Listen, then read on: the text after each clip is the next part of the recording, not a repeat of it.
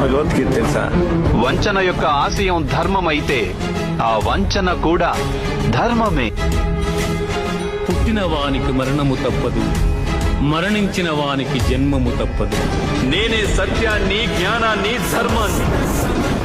నా అనుమతితోనే మీరు యుద్ధం చేస్తున్నారు, నా అనుమతితోనే మీరు జీవించి ఉన్నారు, నా అనుమతితోనే మీకు మృత్యువు ప్రాప్తిస్తుంది.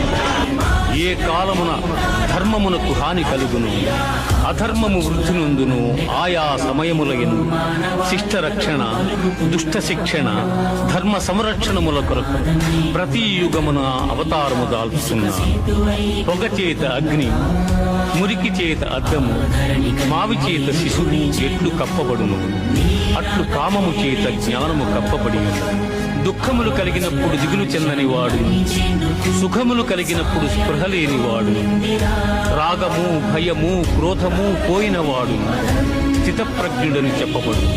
మనుష్యుడెట్లు చినిగిన వస్త్రమును వదలి నూతన వస్త్రమును ధరించును, అట్లే ఆత్మ జీర్ణమైన శరీరమును వదలి కొత్త శరీరమును ధరించుతున్నది. ఆత్మ నాశనము లేనిది.